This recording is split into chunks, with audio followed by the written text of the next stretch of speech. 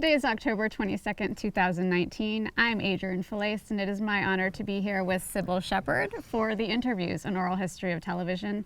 And we are at Television Academy headquarters in North Hollywood, California. Howdy. Thank you so much for sitting down with us today, Cybill. It's my great pleasure to be here. So just to start off, we want to just get a little bit of background information. So first question is, what was your name at birth? Well, I was the second girl, and they were so deeply disappointed that I wasn't a boy that I wasn't named for 4 days. And then they figured out my maternal grandfather's name was Cy, C-Y, and my dad's name was Bill, B-I-L-L. So somehow somebody figured out, put them together, and they didn't say Cybill. Somehow they came up with Cybill. And when and where were you born? Born and raised in Memphis, Tennessee. So tell us a little bit about growing up in Memphis. What was that like? Well, in 1968, I was 18 years old, and I was going to public school, East High School, and they told us to go home. It was in April. They said, everybody go home. And we're out on the back looking towards the river, and somehow we're whispering that Martin Luther King had been assassinated, which he had 3 miles from where we were standing. And then it became one of the worst riots ever. We had a bad mayor who just sicked the police, and they were beating the people, and they went all the way up into the Claiborne Temple, which thank God is still standing in Memphis, and chased the people in there and beat them and maced them, and it was just a terrible moment in our American history. So did you pretty much grow up in a segregated South then? Yes. As a matter of fact, that ruling came down, and busing was never popular anywhere. I mean, and my understanding is they threw bricks at the buses even in Boston. Nobody wanted their kid, bus someplace. But it turned out that in Memphis, what they were doing was busing the black kids to another school where it was all black too because of white flight. There was this enormous thing in Memphis where everybody moved out east, and in order to maintain segregation. And now you said you were the second girl. Tell us a little bit about your family. What were they like? Well, my dad was, he was in the Navy. He was what I couldn't understand until I toured Fork Union Military Academy, which is still there in Virginia, in Fork Union, Virginia. When his mother died, he was 14, and he was sent to that military academy.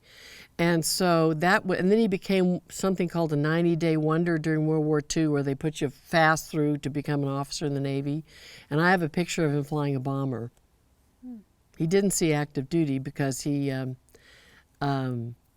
married my mother, and her father was commander in charge of training at Millington Naval Air Station during World War II.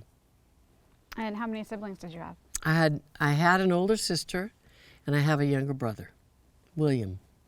Very nice. And what were some of your interests when you were little? What did you like to do?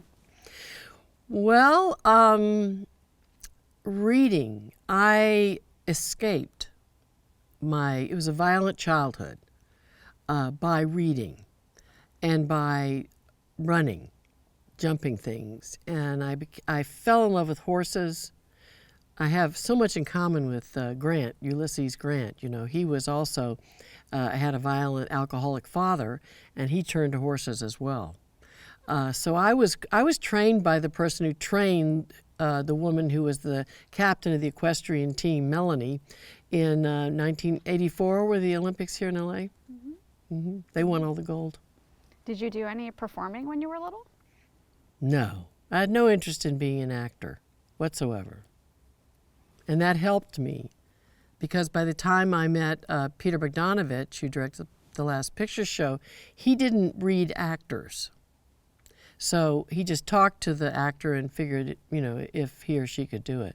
But I had a man I got hired finally for Glamour magazine, and Frank Horvat was the still photographer. We were shooting at Hemingway's house in Florida Keys down there. What's the famous Florida Key? The Key West. And he said, stop posing. Just look at what you're looking. Listen, just look at what you're looking at. You just look at it. Just hear what you're hearing, and don't pose. That was the first grade acting lesson. It was from a still photographer.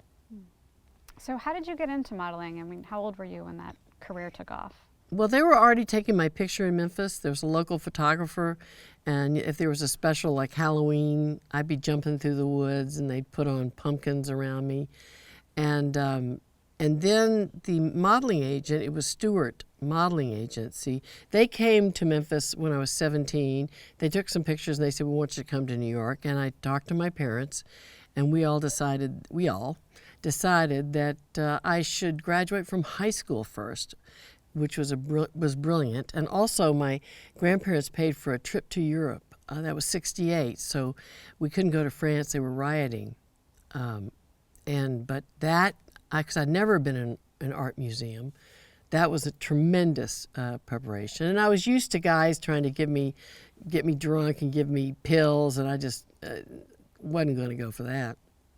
What do you think that experience in Europe gave you? I mean, what did you walk away with from that trip? The fierce desire to learn more about the incredible works of art. You know, just going to Florence was a mind-altering change for me. I just, like I said, I'd never seen anything like that. Never seen pictures of it.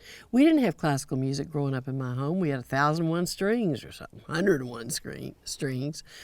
So that was another, like the first time I went to the Metropolitan Opera in New York, I just was blown away. Though I did study opera in Memphis the last 2 years when I was 17 and 18. And I continued to study that. So when I was in Gore Vidal's play The Best Man, replaced Candice Bergen, and didn't have to be mic'd for the theater because of that training with James Earl Jones, and it was incredible. But I had asked Orson Welles, who was living with Peter and I at the time. Peter wasn't around. I said, "Orson, I've got to learn more about acting. What should I do?" He said, "Do theater anywhere but LA and New York." So I did something called a straw hat circuit that doesn't exist anymore. The same play, starting off in Denver, going all the way up through the different theaters they had, ending up in Maine, in Ogunquit, Maine, at the Ogunquit Playhouse, which was the only place I got a standing ovation because I was coughing from bronchitis so bad they stood up for me. And what do you think you took away from that experience? Well, you have this opportunity. First of all, the theater is democratic. Even someone with no lines comes on and affects everyone. And you learn to be not selfish, was my experience. Like, there was a scene when we were doing Broadway where John Larroquette is very angry, and I can see through the wall. There's no wall between where he's coming from, and I'm kind of facing slightly upstage. And I did not want to, when he came through furiously yelling, I didn't want to go do one of those. It'd be the wrong kind of laugh. So I just focused a little upstage away from him so that would be his moment. Wow. So let's kind of go back a little chronologically. Sure. You started modeling. Was it mainly print work that you were doing? Yes, I was doing print work. Okay. Mm-hmm. And you did some television commercials as well around Yes. that time, right? Ultra bright toothpaste. Zing! Sex appeal. And so was that your first time on a television set doing those commercials? Mm-hmm. So what was that experience like, coming from mainly print work at that point? Well, I remember the first commercial I was doing was right after I'd won the Model of the Year. That was a contest. Now, I was Miss Teenage Memphis, but I got to the Miss Teenage America, and I didn't even get in the finals. I did get Miss Congeniality, and I still have the award. The top is missing. But so what was I supposed to answer? What was the question? Just your experience going from kind of print work to television commercials. And well, the main thing was if you love the camera will love you. So the minute you have that connection, I don't know where I got the idea that was important, but somehow I got it. And also that delaying going to New York to become a model till I had graduated and had that trip to Europe was crucial for my development and that sort of thing.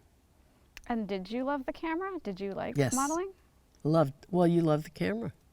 If you love the camera, it will love you. And acting is not, one of the greatest actors ever, James. Okay. He looked at me once. We were doing a mini series, and he said, Cybill, acting is in the eyes, not in the face. So that is something that I have followed. In other words, it's not, don't put a lot of scribble in your face, is what Hitchcock said. And I did read for George Cukor for Travels with My Aunt, and he said, well, that wasn't very good, so why don't you go home and study it and come back tomorrow? So I came back the next day and I read for him. He said, that was really bad. He said, I'm going to give you some advice. Never try comedy. You have no talent for it. I think I'd only done The Last Picture Show. I'm pretty funny in that. All the love scenes in The Last Picture Show are funny. Nothing ever works right. Now, that was your first experience on a film set, The Last Picture Yes. Show, right? And that came out of your modeling experience? That's how Peter Bogdanovich found you? I or- don't know how I was. Oh no, he had seen the cover of Glamour. I think there was one year I did like 8 covers of Glamour magazine, and he'd seen one and decided that was JC. So after your experience on that film, were you set on being an actress at that point? Is that what you wanted to do? No, I didn't really. I still didn't care that much about acting. I was more fascinated by just that was black and white. Robert Surtees, who had won 2 Oscars before, was shooting that film, and I just wanted to be out there while they were, because they were using those old-fashioned lights that had to have 3 guys working them, and the steam, the heat was coming out the top of it, and I would just stay out there. I just fell in love with making film, not so much with acting. Mm-hmm. And then from there, I mean, we're mainly going to focus on your TV work today, course. but you did go on to do many other films after Well, the main Last thing is my Picture second Show. film was The Heartbreak Kid, directed by Elaine May. And, you know, she was one of the great comedians ever, and that they remade it. But that is one of the great films ever made. It's a woman director, extremely rare, and it was remade very poorly. But the original Heartbreak Kid, if you look up Elaine May, you'll just find Ishtar. What was she like as a director? Well, the screenplay was written by the most successful, Neil Simon, wrote the screenplay, so we could not change a single word. So when I walked in, it was gonna be a rehearsal. She said, well, let's improvise. I said, what's that? I'd never improvised. I didn't know what that was. So did she guide you through it? And Well, I mean, it was interesting. I mean, the script was so great, and everybody in it, Julie Berlin, she was nominated for an Oscar, and Charles Grodin, I believe that was his first film. So again, the great opportunity of that. And then there was kind of a wasteland for me in terms of, I worked, but I wouldn't say it was anything important really until Taxi Driver. And then that was, my agent told me, they want a Cybill Shepherd type. Do your hair, your makeup, don't talk, and you'll probably get the part. and how did that turn out? Well, it's one of the great films ever made. Talk about working with that cast and Well, I didn't originally, in the script that I received, my character had no lines, but I had seen Mean Streets, and I was really trusting Scorsese and De Niro and wanting to work with them.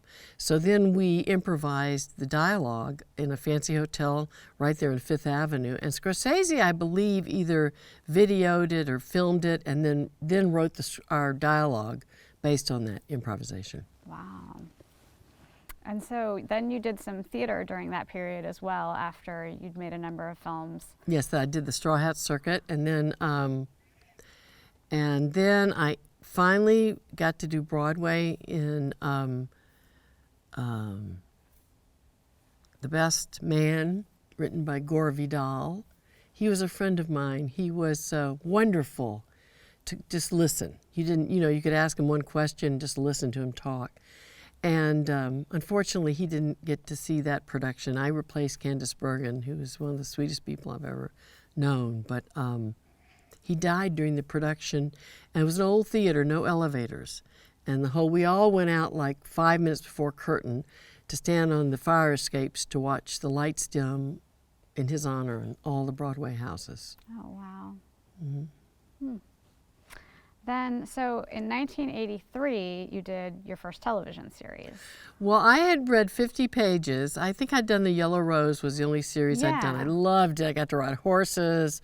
Then it was over. I wept. But I read 50 pages. I think it was called Moonlighting. And I went in to meet with Glenn Gordon Caron, and I said, I told him, I know what you've written. He said, what's that?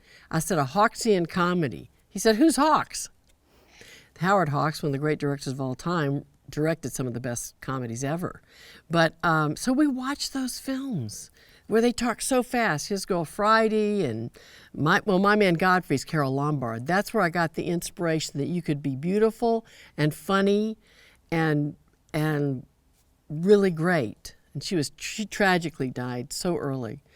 And Robert Osborne, I got to talk about my favorite actresses and performances like Garbo Laughs. That's Ninotchka, directed by Ernst Lubitsch, with Garbo laughing for the first time. So had you grown up watching a lot of films on television? I didn't. The only films I saw growing up were like on television, like Tarzan movies, where every time he swam, it sped up, with Johnny Weissmuller, which I thought was cool. But I didn't want to be Jane. I didn't want to be sweeping out the treehouse. I was never into that. But so that was the films. It was with being with Peter Bogdanovich, I had the opportunity to see every great film ever made. And we would screen, we even screened a silver nitrate print of Smiling Lieutenant, that's an Ernst Lubitsch with Miriam Hopkins, Ernst Lubitsch direction. And that's really dangerous because if the film breaks, it explodes. So we decided maybe we won't do that anymore. But so I saw every great film. And we even went, I got to go to Berlin when they were doing an honorary, they were finally saluting Marlene Dietrich, because Marlene was considered kind of a traitor, because she went with the Allies during World War II. So the acting was not a lot of words from Peter as a director. He didn't have to say a lot. And I did have one director that he was so enthralled with himself speaking. He said to me, "Now this is what you should be feeling in the next scene." And I said, "Shut your yap." And the actress behind him laughed. I said, "Hadn't you ever heard an actor talk to a director like that?" And she said, "Only my dad." I mean, as an actor, what do you like in a director? Well, I think, first of all, you have to consider that the less said, the better. I mean, you look at John Ford, he never spoke to the actors at all. They did like a run-through in the morning. Everybody was there at 9. And then he would film. I got to meet John Ford. He lived across the street from Peter Bogdanovich and I. So I got to go visit him, and at that point he was only allowed 3 Guinness a day to drink, and he was kind of in a hospital bed, and he kind of flashed me a little bit and called me NYU because I'd gone to NYU for a while. But again, John Ford, he didn't speak, he didn't need to direct that much, and he cut the films in a way, edited them, so that there was only one way to put them together. So there's no other way you could cut them together but the way he shot them. He only shot exactly what he needed from each angle. Wow. So going back, you had mentioned The Yellow Rose as your first television series. Were you looking to get into television at that time? Oh, I just loved it. I had a great horse to ride and cutting horse. And I learned an important lesson: never be off camera on a horse. Be on a ladder. Because my horse backed up and caught a 9 light in his back hoof, but I knew a lot about riding, so I knew to do the pulley rein so he wouldn't fall down. But yeah, off camera, be on a ladder. Yeah. And then coming from the film and theater world at that point, how did you find series television production? Well, starting with Moonlighting, I mean, it was just brilliant. I mean, we didn't shoot a lot of we started talking fast, and then Glenn Gordon Caron had to add. We'd add in these parts that would either be at the beginning of Moonlighting or at the end of Moonlighting to fill the time, because we just started talking so fast, and we would slam the doors, really slam them, so they had to replace the doors every season. It was and I had this great chemistry. I learned this on my first picture. First of all, I believe the chemistry is between the actors, and I could feel the temperature in the room when Bruce Willis walked in go up 10 degrees. So I could feel that, and I knew not to act on it, because as familiarity can breed contempt. So we came close, but we didn't do it. So you had met with Glenn first about when you got those first 50 pages, and were you sold on the script at that point? Mm-hmm. And what were your first impressions of Glenn Gordon Caron? he's a genius. I mean, how rare is it to have one person write every word in a television series? I don't know. I guess it must have happened another time, but I don't know when. Mm-hmm. And then you were cast first? Yes. So what do you recall about Bruce getting cast as David Addison? Well, they wanted a screen test, and I didn't want to be in the screen test because I was afraid that they wouldn't want me for the part if I didn't do well. I was never screen tested, really. Every time I ever did a reading or anything, I never got the part. That's just reading for a part and actually performing the part are two completely different talents. Just because you read well doesn't mean you'll be on camera and do it well. So what happened in the screen test then? Well, I wasn't in it. Somebody else was in it. Oh, really? And obviously, Bruce, that convinced everybody. I mean, he was sublime in that part. I mean, he was it just was so much fun talking so fast, and it was a grand experience. Do you have any memories of shooting that first pilot for ABC? I remember the day we did a 22-hour day on moonlighting. It was a food fight. So we were coming towards the end, and I said to the Glenn or the director or both, Bruce and I have to be hit in the face with pies at the end of this. And I think it was Glenn said, well, who's going to tell him or ask him? I said, I'll ask him. So I went into Bruce's dressing room or trailer or whatever it was and said, we've got to be hit in the face at the end of this food fight with pies. He said, well, who's going to throw the pie at me? And I said, whoever you want. So he had somebody throw the pie at him and somebody throw the pie at me, and it was kind of great. Mm-hmm. And then moonlighting really took off pretty quickly. Like that summer of 1985, it was a hit show. Well, we talked so fast, We did something that they did like in the Howard Hawks and the comedies, and Leo McCarey did the great one with Carol Lombard. They just talked fast. And of course, there's To Be or Not to Be, which is a comedy about Hitler. That was also an Ernst Lubitsch directed film with Carol Lombard, Jack Benny. I can't remember the name of the other great actor as a young man. But did you watch that with Glenn as well, or? No, but we talked about them, and then we got.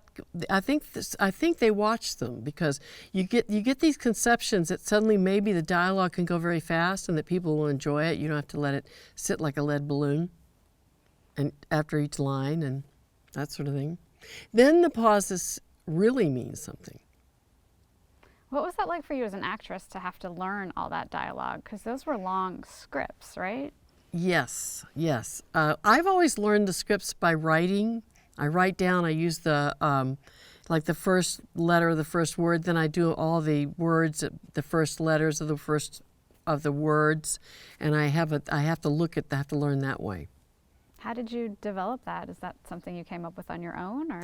I don't know how I developed that, but it worked. It worked, and I'm glad I don't have to do it today at 69. And Peter Bogdanovich said, you better start lying about your age right now on picture show, and I thought, that's stupid. I don't care. I'm not going to lie. Why do you think he told you that? I don't know. Trying to help me. Well, let's talk a little bit about Maddie Hayes, your character yeah. on Moonlighting. How would you describe Maddie? Well, how would I describe her? She's impossible, and she's demanding, and she can't believe that she's having to, come back and work with this guy who obviously they're very attracted to each other and is, not respectful in any way, which of course makes it so much more fun. How would you describe the dynamic between her and David? Well, we hate each other and we love each other and we can't wait to do it with each other. But we put that off, and it was interesting. Gerald Perry Finnerman was the director of photography, and when we did the love scene finally, we had mattresses standing up. So it would look like we were lying down, but he didn't want our faces to go. So gravity worked with you when you're standing. We're standing up. That's great. So Don't that's, worry, I I'm not think, dying. that's the end of season 3, I think, when you guys finally consummate your relationship. I think it's I Am Curious, Maddie is that episode. So after all that buildup of will they, won't they, what did you think of them actually finally getting together? It was hot. And it's interesting because Glenn decided he wanted me to be having the baby with this nerdy kind of guy I'd met on a train. And he said to me that that was back in the day when there was no emails. It was literal hate mail, bags of hate mail, because I hadn't had the baby with David, Bruce. So let's back up and explain for people who might not have seen Moonlighting. So the storyline is that at the beginning of the 4th season, Maddie finds out she's pregnant. And you were pregnant in real life at that time, right? Yes, with twins. So talk about what that was like, telling the producers, like how it impacted the show. Well, it was a big deal because I wasn't supposed to, with twins, it's a very high-risk pregnancy, and I wasn't supposed to work the last 3 months. I might have come in for like 1 shot or something. But that was a big deal. It was a hard thing, to have a show survive that. But we did. And I survived birth of Errol and Zach, A to Z, who are now 32. Wow. And then what was it like working with newborn twins then as well? Did you bring them to set or? Yes, I had my bus dressing room, and then they had another little motorhome. And then my driver had a walkie-talkie, and when they would start screaming to be nursed, she would just turn the walkie-talkie on. You could hear the baby screaming, so I would go out and nurse the babies. Yeah. So what was kind of a typical production week on Moonlighting like? Because there were really long scripts that you guys were working through. Yes. Well, I don't think we did read-throughs. I didn't really experience those until I did the Cybill show. I don't remember. Would there be like a lot of rehearsal, or were you guys getting pages at the last minute a lot? Changes, sure. I mean, a lot of times to catch up, because it was one man writing the whole show, we get like 7 pages, and we would go out in a tow shot in a car, and we'd have, since we just got the pages, they would have the camera so you couldn't see the pages taped to the dashboard. So, we had that, and then we'd shoot like 7 or 8 pages, and then we'd come back and we'd have the next 7 or 8 pages to do in the studio or go back out in the car. And Moonlighting is often called one of the first dramedies on television because it had a lot of comedy and a lot of drama. How did you feel about doing some comedy on the show? Comedy's the best, and the best way to be funny, it depends on who it is. Like with Bruce Willis as his character in Moonlighting, he could know he was being funny, and it just made it funnier. But with my character, I've always felt that comedy's better if I don't get the joke, and even if I do get the joke, I pretend like I don't. And I remember Christine Baranski and I had this thing we were supposed to do in the Cybill show where we went like this, both of us at the same time, and we're both going, "What does this mean?" Over our heads. Talk about the best in the world, Christine Baranski. There was never anyone else considered for that part. Wow. And the heart of that show was the two of us. And then it reflected my life with the 2 ex-husbands and the 2 daughters by 2 different husbands and that sort of thing. We're definitely going to get into Cybill, so Okay. we'll talk about that in a bit. But were there similarities between you and Maddie? I mean, Maddie was a former model, and I think Glenn Gordon Caron had said that he had you in mind for that part when he started writing the pilot, right? Yes, So I believe so. How similar were Cybill and Maddie in real life? Well, Maddie's impossible, and that's always fun to play. All I know is my mother and my grandmother were constantly singing "Que sera, sera," whatever will be, will be. Like that was going to be how I was going to live my life. Let's talk about a few specific episodes of Moonlighting, Okay. because there's some that are kind of well known over the years. One of them is the dream sequence always rings twice. That's the black and white episode. Introduced by Orson Welles in color. And that was the first black and white television show that had ever been shot, since they only had black and white way back. Well, it was thrilling because we both were playing two different parts, which was fun. And we shot it in the Coconut Grove, I believe, which unfortunately has been torn down. I was trying to fight for that building to be preserved, but it wasn't preserved. But it was really fun. It was thrilling, and to see that in black and white it was incredible. Black and white, done beautifully. In black and white, you have to light. In color, Orson Welles once said that a close-up in color is like a slab of meat. He didn't believe that in color there were ever any good close-ups. So did you have to pay attention to the color of your dress, and makeup was done differently and stuff like that for black and white? I believe so, but we had the best people in the business, so they knew what they were doing. And were you on set for Orson's shoot when he did the introduction? No, I was not. I wish I had been. What do you recall about Big Man on Mulberry Street? Jason Robards was the man and the actor that said to me, "Cybill, acting is in the eyes, not the face." Now, go back to what you were saying. I just remember Jason Robards. Oh, Okay. that's great. Big Man on Mulberry Street, that was the episode where Maddie follows David to his ex-brother-in-law's funeral, and there's that dream dance sequence with Stanley Donen directing. Yes. What do you recall about that? It was unbelievable. It was thrilling beyond belief. I mean, it was just, I don't know how you put, it's kind of like, Moonlighting was kind of like just a series of extraordinary movies. I don't know what to compare it to. I mean, there was the Great Thin Man sequence with William Powell and blanking on her name, brilliant actress, beautiful. But so it's really, I don't know that there's ever been anything like it, because it was a movie. It was like a movie.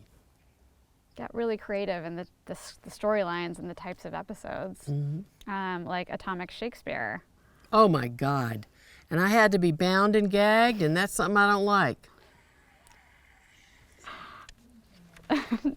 Well, I was somewhere, I was shooting some really terrible film, and we were in the Bronson Cave, and they had tied me up, and they had these gas things to light it that were real gas, and one kind of blew out. So I said, if I'm ever going to be tied up again, it can't be for real. So in the scene where I'm tied up in Moonlighting, I'm not really tied up. And then you guys had a whole different wardrobe, whole different sets for that. Oh, yeah. That must have been quite a production. Yes. And Moonlighting often acknowledged that it was a television show. Yes. You talked about that a little. Yeah, we broke the fourth wall where we'd look at the camera periodically. It worked. It doesn't work very often, but we didn't do it all the time. It was very selective.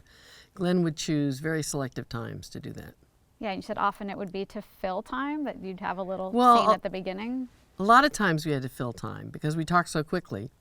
We did the dialogue like they did in those great comedies in the 40s, 30s and 40s.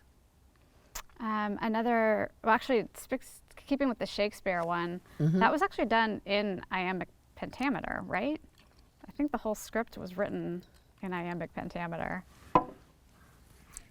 Yes. Was that your first time doing any kind of Shakespeare or working with that kind of language?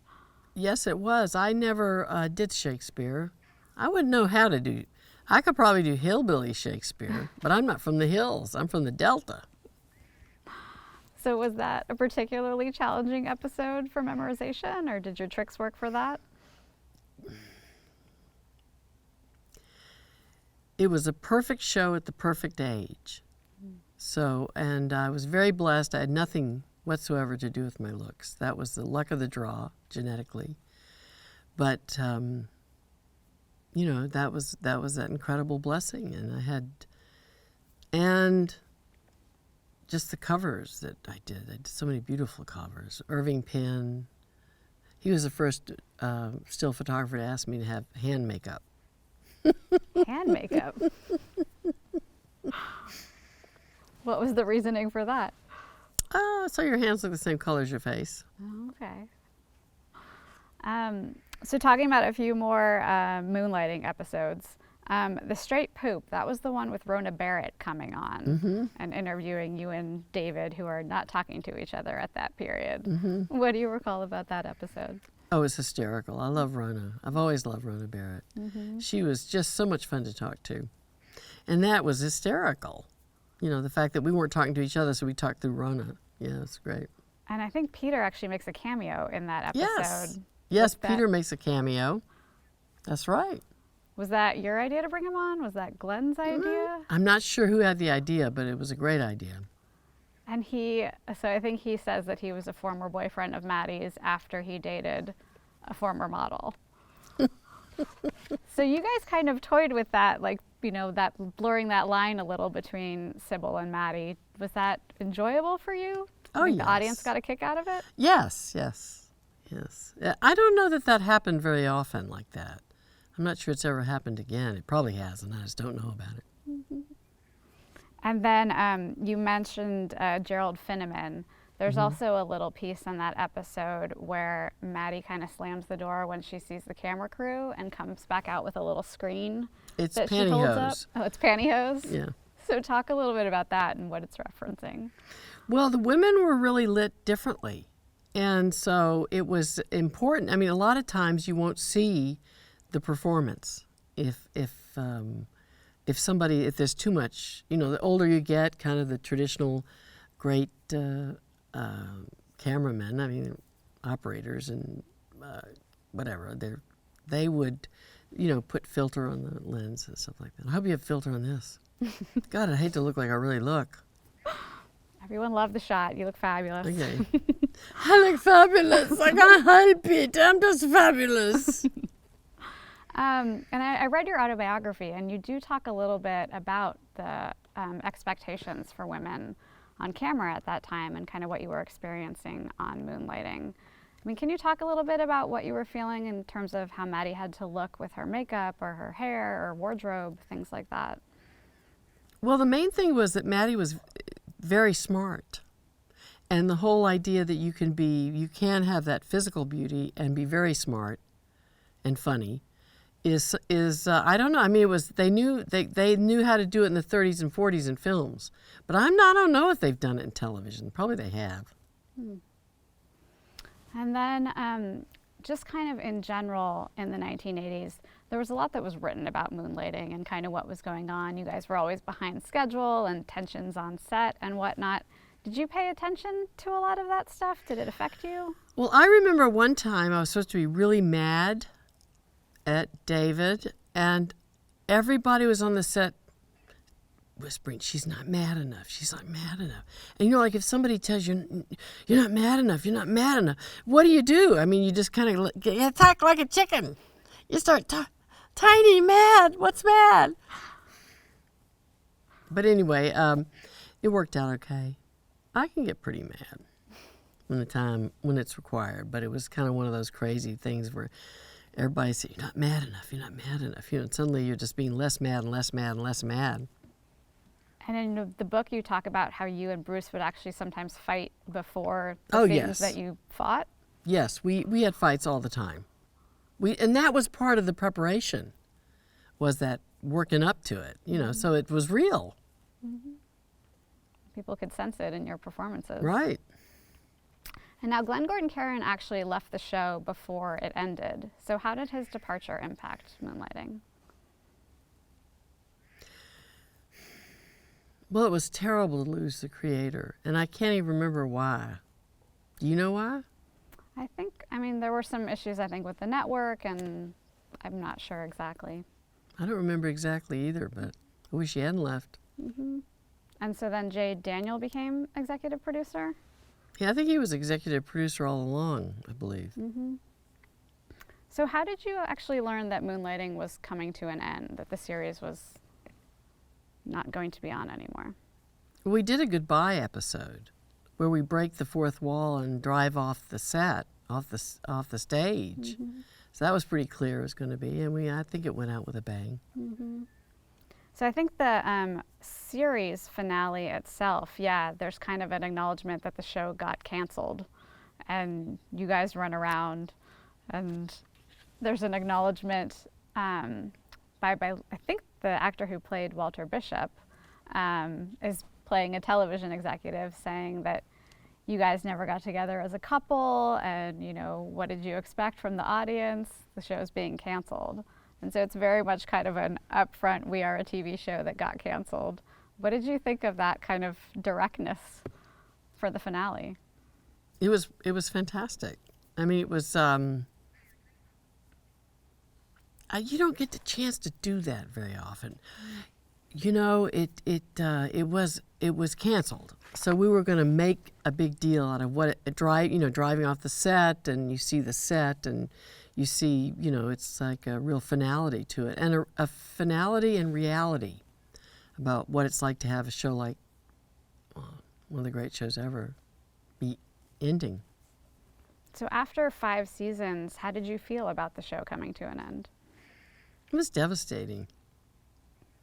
But that fighting and that constant bickering and everything, that just helped us. We did hate each other and love each other and want to slap each other around. What do you think the legacy of Moonlighting is?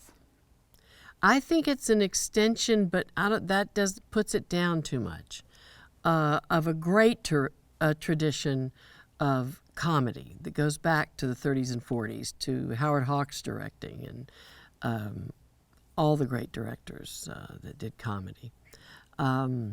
Cary Grant, Rosalind Russell, Bringing Up Baby with Katharine Hepburn and Cary Grant, and Carol Lombard and My Man Godfrey. That's Leo McCarey directing. So it really goes back to those and captures, I think, the spirit of those films and the intelligence and they're funny, and everybody was funny in it. And I mean, everything you just referenced was a film for the most part, and this was television. This was going into people's homes every week. Right, but the great work really doesn't, you can call it a film, it can be television. Great work is great work. And comedy, it's like the more that like for me to not get the joke, the funnier it was. Mm. So even though I did get the joke, a lot of times I was pretending that I didn't get the joke, because that made it funnier. Mm-hmm. A lot of the comedy on Moonlighting, too, involved some of the supporting characters, Elise Beasley and Curtis Armstrong. Oh, yes. Talk a little bit about working with them. Oh, they're brilliant. Mm-hmm. Absolutely brilliant. The Office was brilliant.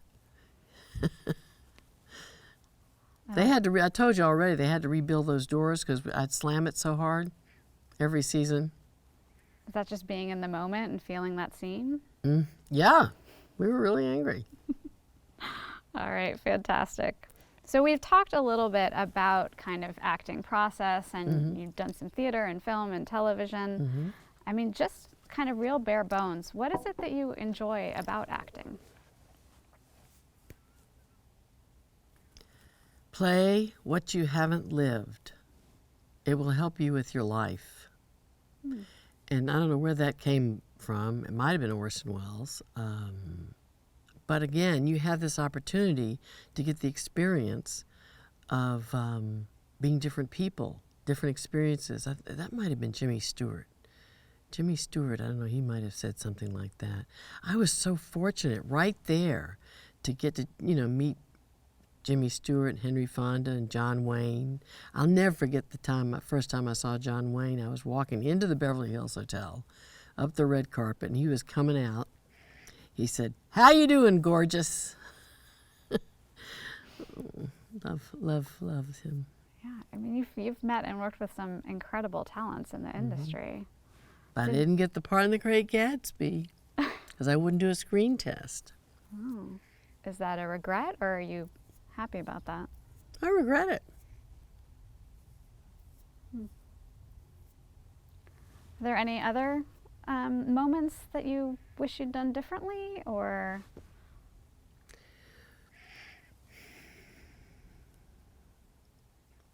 I think I was just so incredibly lucky and very smart, and with the blonde hair, which originally was natural. Both my parents had dark hair. That came from my father's little sister and my mother's grandfather. The CY, my name, the Sa, Shob. If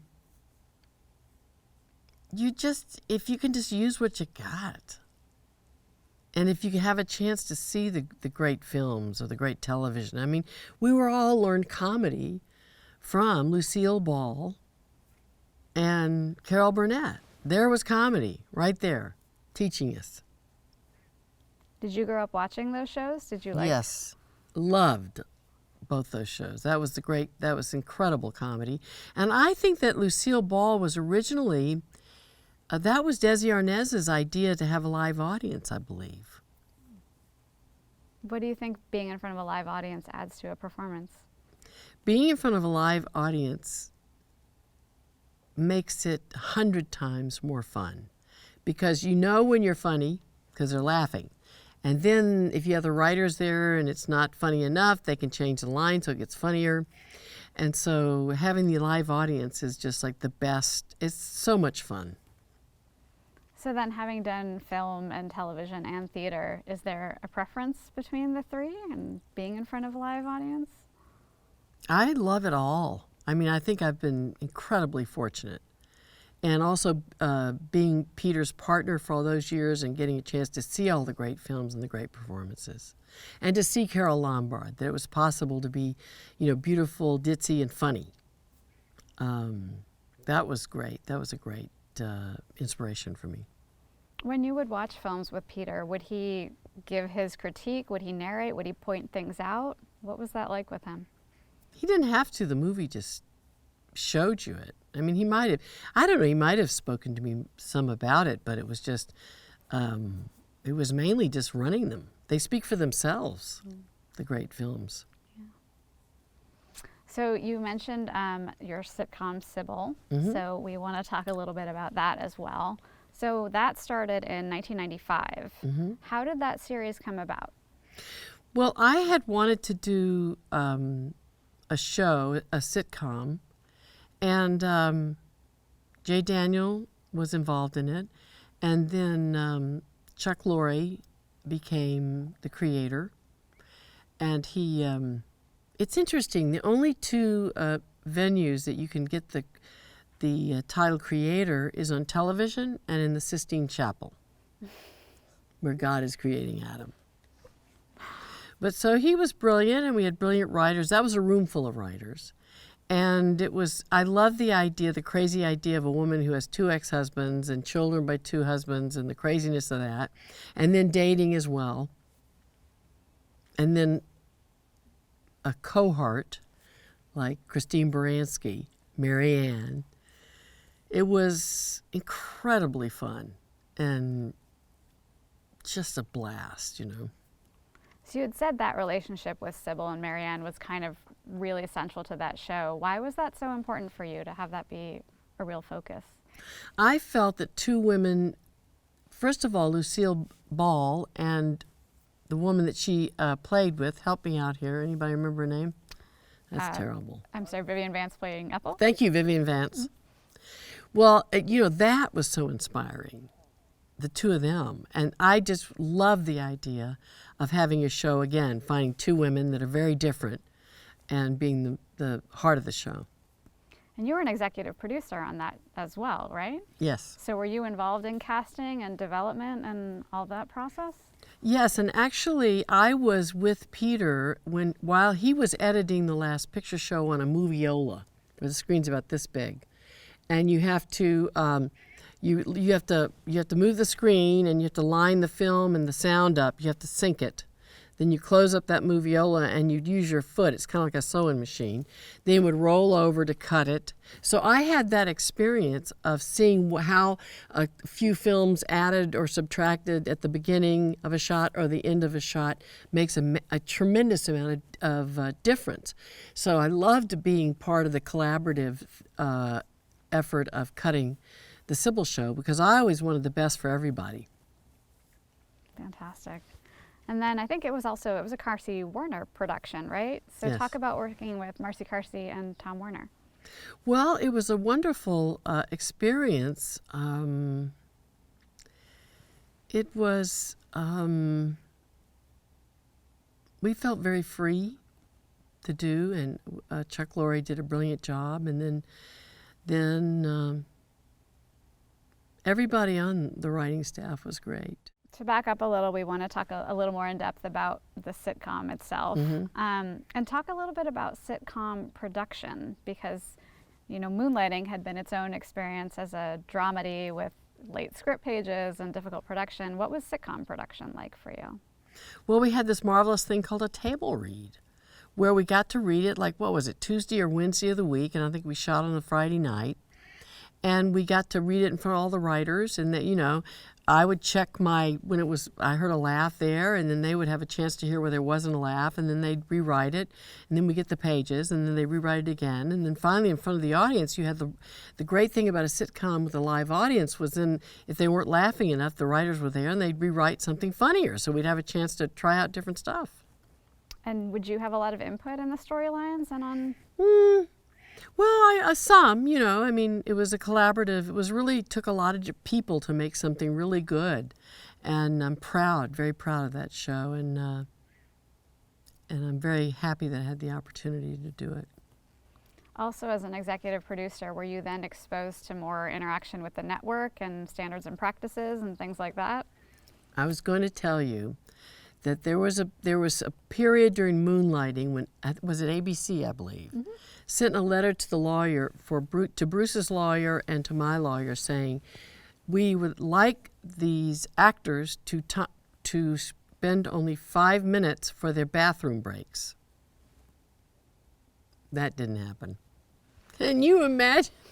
God, who was the head of I forget the head of the network, but time our bathroom breaks? I don't think so.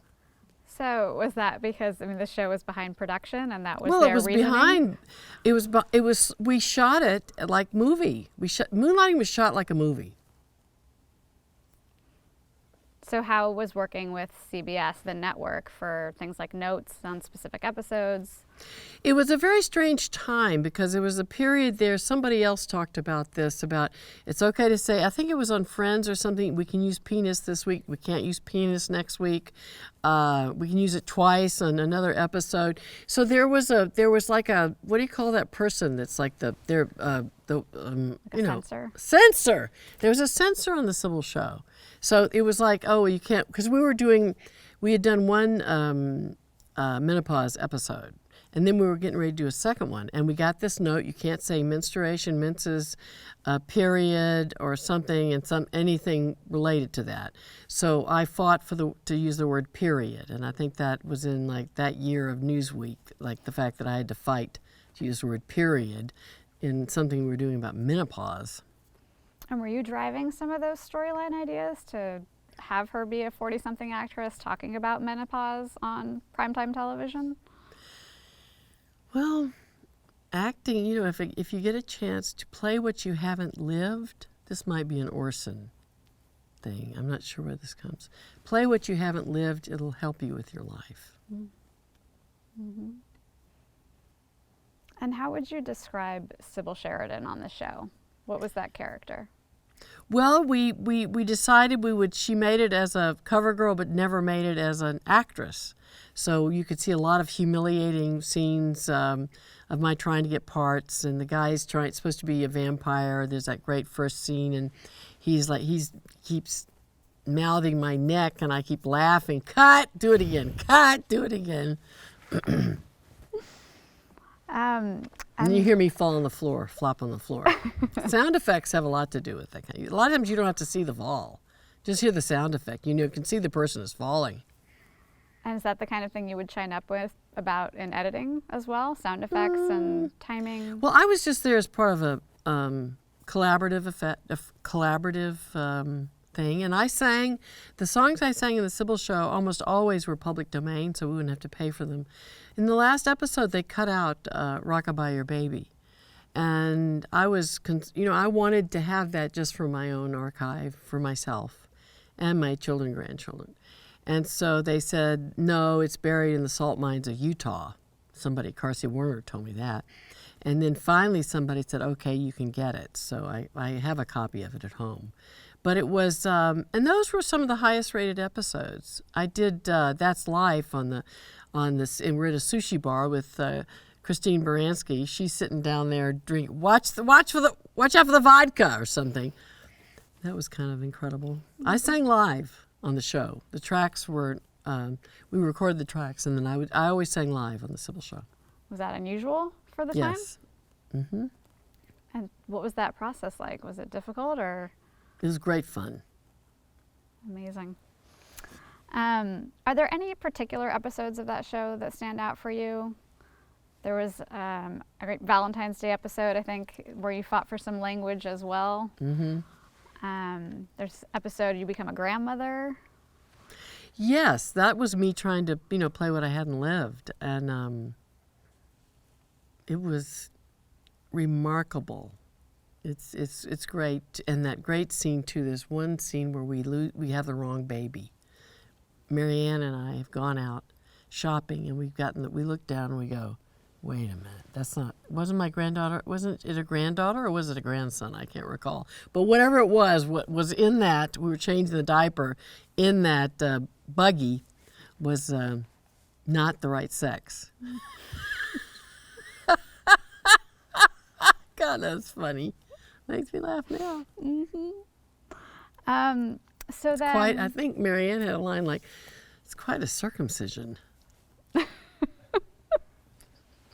Meaning a baby, a girl baby. Uh-huh. Wow, that's some circumcision. I don't know, or something like that. So how did you actually learn that the show would be ending?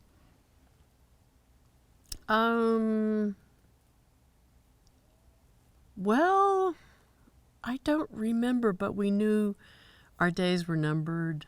I think the last 2 episodes, everyone was being paid to do the last 2 episodes. And somebody said, well, let's not do it.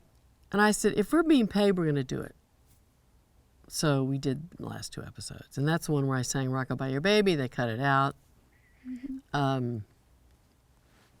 It was, and the other thing is the very last episode of the Cybill show says to be continued, which is, however, ironic, since it wasn't going to continue, but it would have been great if it had. But I'm grateful we had every episode we had and every bit of talent that we had. It takes so much work to make something good. It's a miracle because you can have everything perfect and then it just doesn't turn out that great. Mm-hmm. Is there, you didn't get kind of the proper series ending because of that to be continued. Did you have an idea for how you would have liked to see the series end? Yeah, we were going to go after Dr. Dick. That was the whole thing. That we showed the back of his head, and then that was how we were going to proceed. That was Marianne's ex-husband. Yeah, Marianne's ex-husband. Mm-hmm. What do you think the legacy of Cybill is? What did you take away from that show? That you have to really, learning to fight for something that's going to be good, a lot of times has to be done in a way that's very non-confrontational. That your opinion, that everybody has an opinion, you never know, be open to all the opinions about everything. And then you'll end up having the show be better. And there's always a funnier line. That's what was great about the live show. And we had brilliant creator, Chuck Lorre, and all the writers were great. And I think Chuck actually left the show before it ended as well. Yes. What was that like to have kind of a new executive producer come in? Well, they were all great. All right, on that note, let's take a short break. Okay.